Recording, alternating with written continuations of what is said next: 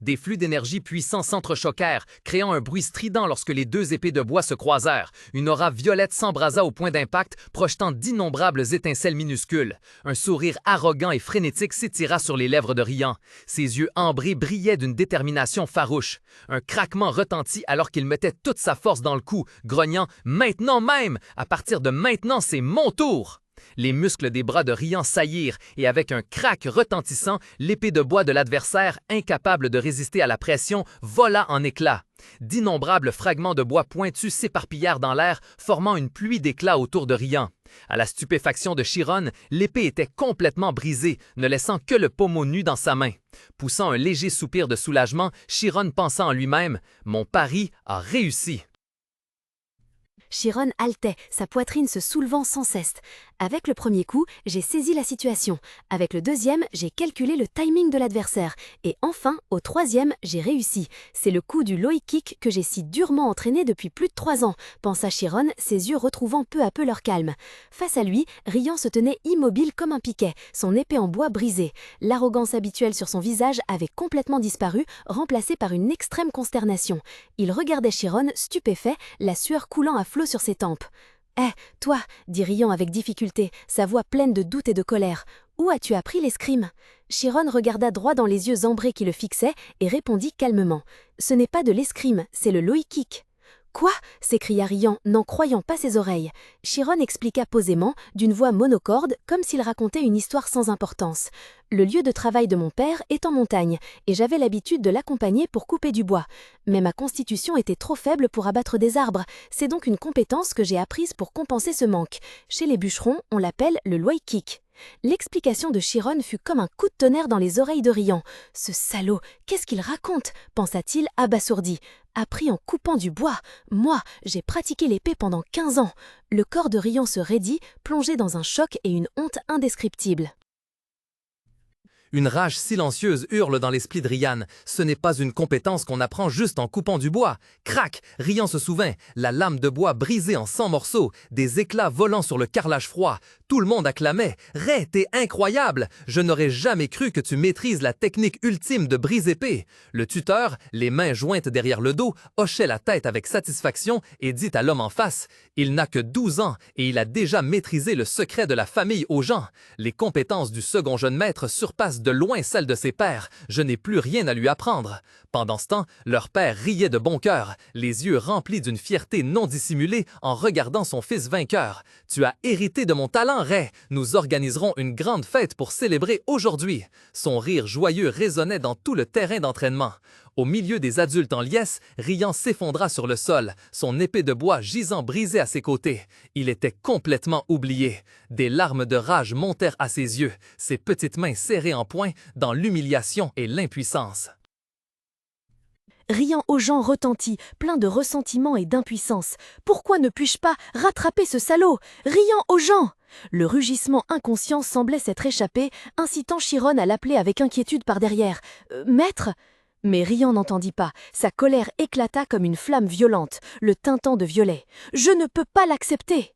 Voyant Rian plongé dans la rage, Chiron s'approcha, embarrassé, essayant d'apaiser la situation. « Maître, si j'ai agi de manière irrespectueuse… »« Tais-toi » Rian coupa court, le cri brutal figeant Chiron, une goutte de sueur froide coulant le long de sa tempe. Sans laisser à Chiron le temps de réagir, Rian se retourna et saisit une véritable épée sur le râtelier. Un bruit métallique résonna alors qu'il retirait violemment l'épée de son fourreau. Sa main serra fermement la poignée de l'épée, puis, sans un mot d'avertissement, il la lança directement vers Chiron. « Tiens !» Chiron sursauta, paniqué, ne comprenant absolument pas ce qui se passait. Rian déclara d'un ton résolu « Puisque nos deux armes sont détruites, ce match n'est pas encore terminé. » Chiron, debout face à lui, la sueur ruisselant sur ses tempes, tremblait de tout son corps face à la déclaration de Rian. « Une vraie épée » murmura-t-il pour lui-même, serrant fermement la poignée de son épée en bois. Une terreur extrême lui étreignit le cœur. « Je pourrais vraiment mourir !» La peur força Chiron à implorer, ses yeux azur s'ouvrant grands et paniqués. « Maître, s'il vous plaît, reconsidérez, je n'ai jamais étudié l'art de l'épée. » En réponse à la supplication de Chiron, Rian se contenta de baisser les yeux froidement, son ton calme étant effrayant. C'est pourquoi je te donne du temps. Si tu as assez de talent pour apprendre la technique du coup de foudre en fendant du bois, tu trouveras bien un moyen. » Le regard de Ryan devint acéré, il pointa directement Chiron, sa voix froide comme la glace. « Dans 1 mois, ici même, nous aurons un combat avec de vraies épées. Ne pense même pas à t'enfuir. » Un serment menaçant résonna dans l'espace. « Au moins, je te surpasserai absolument. » Sous un ciel limpide, de chaleureux rayons de soleil inondaient la vallée, où la somptueuse demeure de la famille Augean se dressait majestueusement au milieu des montagnes et des collines escarpées. À l'intérieur d'une pièce luxueuse, au milieu d'épaisses piles de livres, Chiron enfouissait sa tête sur la surface polie de la table en bois, ses mains agrippant ses cheveux blonds dans un désespoir profond.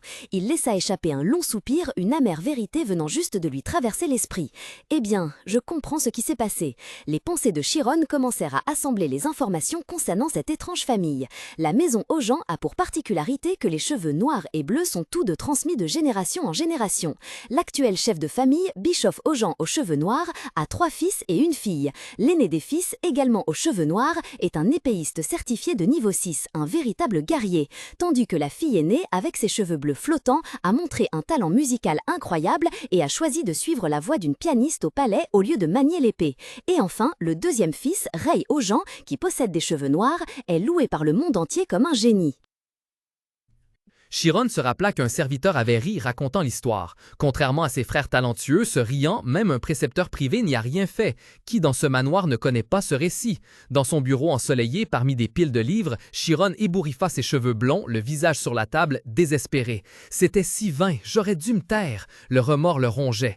Comment ai-je pu blesser la fierté de quelqu'un ayant toujours été comparé? Je croyais les nobles tous exceptionnels. Une larme roula. Chiron leva ses yeux bleus embués, serrant un livre comme un salut. Il pensa amèrement, sans eux, plus de raison de vivre. Si je mourais, mes parents!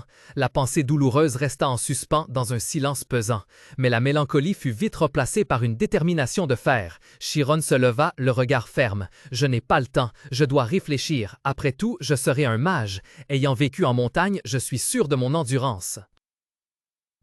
Dans le silence de la bibliothèque, sous la douce lumière dorée du crépuscule, Chiron passa la main sur le dos des épais livres reliés en cuir. Son regard s'arrêta sur des titres d'escrime, une lueur d'espoir s'allumant en lui. « Peut-être pourrais-je survivre si j'apprenais une forme d'autodéfense », pensa-t-il, la détermination apparaissant progressivement sur son visage délicat.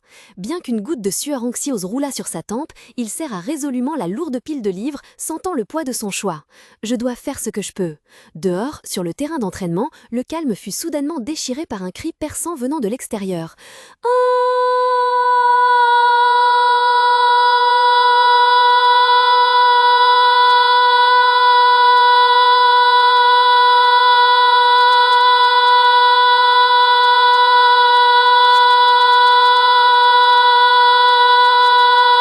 Sur le terrain poussiéreux, Ryan fonça comme une flèche, son corps tendu à l'extrême. Debout, les bras croisés, le maître d'épée observait.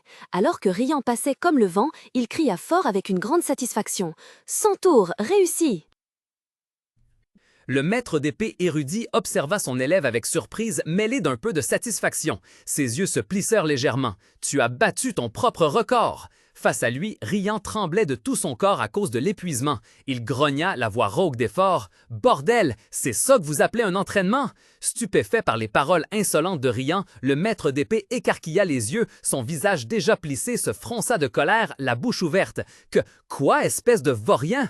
Ryan serra les dents, bandant tous ses muscles, hurlant de protestation pour rester debout. Il cria fort, son cri empli d'entêtement et d'une détermination folle. « Je suis toujours debout sur mes 2 pieds. Vous n'avez pas d'exercice plus extrême? » Le maître d'épée érudit plissa les yeux vers Yann. Le visage de l'adolescent était trempé de sueur, sa respiration laborieuse, mais ses yeux ambre dorés brillaient d'une obstination insolente. « Toi ? Quelque chose ne va pas ?» Ryan baissa la tête, d'une voix grincheuse, il n'y a rien du tout. Les dénégations de son élève n'échappèrent pas à l'œil aiguisé du maître d'épée. Il pensa en lui-même, encore Ray, ce gamin a-t-il encore appris une nouvelle compétence, mais il a déjà éveillé son schéma. Après un moment de réflexion, il déclara d'une voix retentissante. Très bien, si tu meurs, ce ne sera pas ma responsabilité. La scène se déplaça vers une immense arène désertée, où seul le vent sifflait à travers les gradins vides. De l'autre côté, Ryan cria fort d'une voix déterminée, « Bien sûr que oui !» Au même instant, dans la bibliothèque silencieuse de la famille, Chiron feuilletait un ancien livre intitulé « Histoire de l'escrime ». Les lignes sur la page révélaient un monde entièrement nouveau. Si les magiciens possédaient un domaine mental pour interagir avec le monde extérieur, un épéiste, lui, avait un schéma, un plan détaillé de son propre corps. C'est le concept de l'image corporelle poussé à l'extrême, permettant aux maîtres de comprendre et de contrôler leur corps jusqu'au niveau cellulaire. Chiron fut stupéfait, une étincelle jaillit dans son esprit. Il murmura pour lui-même « Attends, n'est-ce pas l'exact opposé du domaine mental? Devrais-je essayer ?» Ses yeux d'un bleu profond brillèrent de curiosité et de détermination, une idée audacieuse venait de germer. Dans un espace intérieur pur et mystique, Chiron s'enfonça profondément dans ses pensées, son corps tout entier enveloppé d'une brillante aura bleu vert. Il se dit, tout d'abord, je dois sentir mon propre être. Jusqu'ici, c'est facile, comme avec la zone spirituelle. Dans la zone spirituelle, je dois me libérer de mon ego, mais avec le schéma, je dois approfondir mon existence. Si je peux lever le voile à ce moment, j'aurai complété une page de schéma. Mais alors, une hésitation surgit soudainement. Chiron réalisa qu'il était inefficace de se précipiter pour se concentrer sur le schéma, quelque chose de complètement opposé à la zone spirituelle. Sa silhouette réapparut progressivement, sortant de son état de contemplation profonde. Un souvenir flasha dans son esprit, l'image d'une petite fille qu'il avait rencontrée 3 ans auparavant. Il se demanda pensivement, « La fille que j'ai rencontrée il y a 3 ans, était-elle aussi une utilisatrice du schéma? Je n'arrive pas à croire qu'elle ait pu faire ça à cet âge-là, c'est vraiment stupéfiant. » Une lueur froide jaillit de la lame lorsque Chiron la tira de son fourreau. Chiron prit sa décision finale, sa voix pleine de détermination. « Il vaudrait mieux que j'utilise la zone spirituelle comme base pour apprendre l'escrime. Commençons par l'exercice de coupe dans les 8 directions. » Chiron poussa un cri puissant. Ah, la première coupe, puis abattit son épée d'un mouvement parfait et puissant. Au même moment, sur un autre terrain d'entraînement, sous un ardent soleil couchant, l'atmosphère était d'une tension extrême. Le maître épéiste hurla paniqué. « Riant, petit imbécile, arrête, tes muscles vont se déchirer !» Malgré l'avertissement de son maître, Riant déversait frénétiquement sa rage sur une bûche de bois dur. Il serrait les dents, contractait tout son corps, frappant la cible à main nue. Du sang commençait déjà à suinter de ses phalanges écorchées. « Elles ne sont pas déchirées !» hurla Riant, défiant la douleur. Chaque coup brutal pulvérisait des éclats de bois. La folie dans ses yeux augmentait, se transformant en désespoir et en rage. « Maudit soit! Pourquoi mes muscles ne se déchirent-ils pas? Pourquoi mes mains ne se brisent-elles pas ?» cria-t-il, empli de ressentiment, continuant à se torturer. Le maître épéiste ne put que rester là, le visage crispé et blême d'inquiétude, une goutte de sueur froide lui coulant sur la tempe alors qu'il assistait à cette scène obsédante. Des larmes de rage coulaient sur le visage maculé de terre de Riant. Il cria désespérément « Pourquoi ne puis-je pas utiliser schéma ?» Il serra fermement son épée en bois, les veines saillantes, y déversant toute son impuissance et sa colère. Soudain, la voix grave et imposante du maître épéiste retentit derrière lui. « Ça suffit, Riant, arrêtons-nous là pour aujourd'hui. » En entendant les paroles de son maître, la dernière once de résilience de Riant s'effondra. Il laissa tomber ses bras et répondit d'une voix rauque. « Oui, maître. » L'épée en bois tomba sur le sol sec, produisant un cliquetis lugubre. Au coucher du soleil, qui teignait le ciel d'un orange éclatant, les deux s'assirent côte à côte au bord d'une vaste arène. Le maître épéiste utilisa une serviette humide pour essuyer doucement la sueur sur l'épaule nue et robuste de son élève et demanda « À quoi penses-tu » Riant expira, répondant « Je pense que mes bras vont me tomber. » Le maître épéiste regarda son élève droit dans les yeux, le regard profond. Riant, dans mes rapports, je n'ai jamais écrit que tu avais du talent. Cette remarque directe laissa Riant stupéfait. Il se retourna, d'une voix légèrement acerbe. « C'est précisément pour ça que je dois m'entraîner en mourir comme ça. » Le maître épéiste garda son calme et poursuivit d'une voix posée. « Mais je pense toujours que tu as un point fort dans quelque chose. As-tu déjà réfléchi à ce que tu fais bien? » Riant détourna le visage, le regard lointain. « Je ne sais pas. Je ne sais que ce que je fais mal. » Le maître épéiste secoua légèrement la tête. « C'est pourquoi tu n'es pas un génie. » Son corps ruisselant de sueur après l'entraînement, Riant tourna le visage avec irritation, comme s'il ne voulait plus entendre un mot. « Arrêtez, je sais que je n'y arriverai pas. Vous vous moquez de moi ?» Le maître d'épée ne fit qu'un léger sourire, son regard profond perçant l'âme de son élève. Les génies savent qu'ils sont des génies, et ils savent aussi où ils excellent. C'est pourquoi le travail acharné d'un génie est toujours garanti pour atteindre ce pour quoi il est doué. Ce que ces génies craignent vraiment, c'est le travail acharné pour obtenir ce qu'ils ne peuvent pas avoir. La volonté ardente de défier ce pour quoi ils ne sont pas bons. C'est ce qui peut être appelé l'ennemi juré des génies. Les mots du maître parcoururent l'échine de Rian comme un courant électrique. Il répéta en murmurant « L'ennemi juré des génies ?» Un léger sourire, un peu autodérisoire mais aussi rempli de soulagement, apparut soudain sur ses lèvres. C'est le plus grand réconfort que j'ai jamais reçu. Sa main serra le bas de son pantalon, les veines saillantes. Oui, si c'était un talent qu'il n'avait pas depuis le début, il lui suffisait de s'entraîner jusqu'à la mort pour l'acquérir. La sueur perlait sur ses joues, mais les yeux ambrés de Rian brûlaient à présent d'une folle flamme de détermination. Il serra les dents, afficha un sourire plein de défi et rugit. « Je vais définitivement gagner !»